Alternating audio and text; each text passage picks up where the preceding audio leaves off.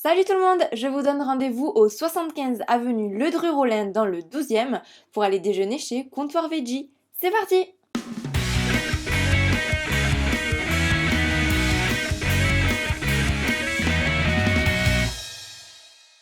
Pour tester cette adresse, je retrouve ma copine Marie du blog de la chaîne Shaker Maker, mais avant de dégainer nos fourchettes, je vous présente Justine. Salut, je m'appelle Justine et j'ai créé Comptoir Veggie. L'histoire de Comptoir Veggie, elle a commencé il y a 2 ans. J'étais dans la traduction à l'époque, j'étais chef de projet dans une agence spécialisée en finance de marché, donc absolument rien à voir avec la restauration. Et puis j'ai décidé d'arrêter et de réfléchir à une reconversion. Et j'ai décidé de me lancer, ça va faire un peu plus d'1 an. Et j'ai trouvé Fanny qui est en cuisine. Parce que c'est pas moi qui cuisine ici, même si le matin avant l'ouverture je coupe des légumes et j'aide Fanny.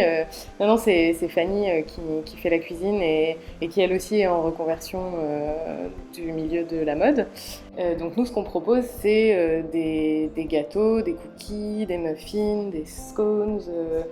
On a souvent des cheesecakes à la carte, on a un carrot cake qui défoule les passions, on va dire. Et on a aussi une offre salée pour la semaine entre midi et 2.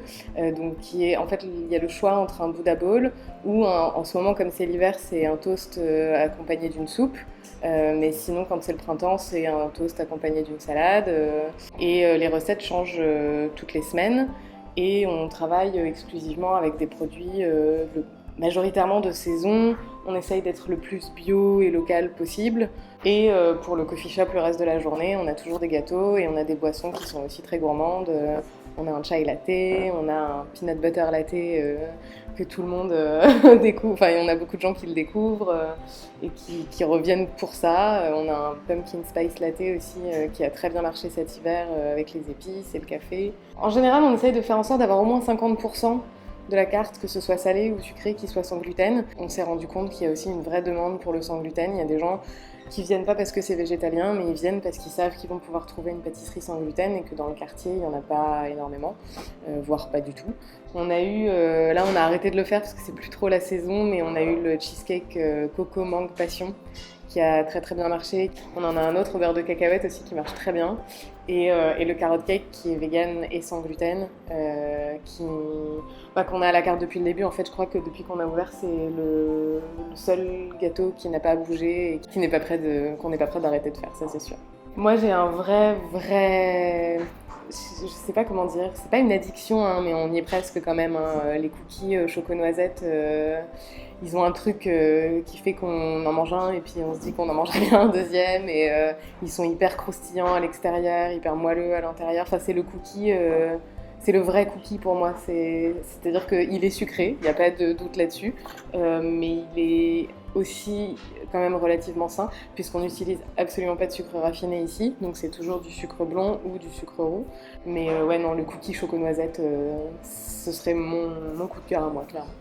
Au menu pour Marie et moi, un toast avocat avec sa petite salade et un Buddha Bowl qui cette semaine-là mettait le Mexique à l'honneur avec sa petite salsa de tomates, des poivrons grillés au cumin, un chili de haricots azuki, du riz demi-complet, du guacamole, un petit peu de salade verte et des crackers sans gluten fait maison. Un bol bien complet et équilibré, bien cuisiné et bien assaisonné, on sent que c'est frais et on se régale. Pour le dessert, on goûte le cheesecake du jour et le cake au citron.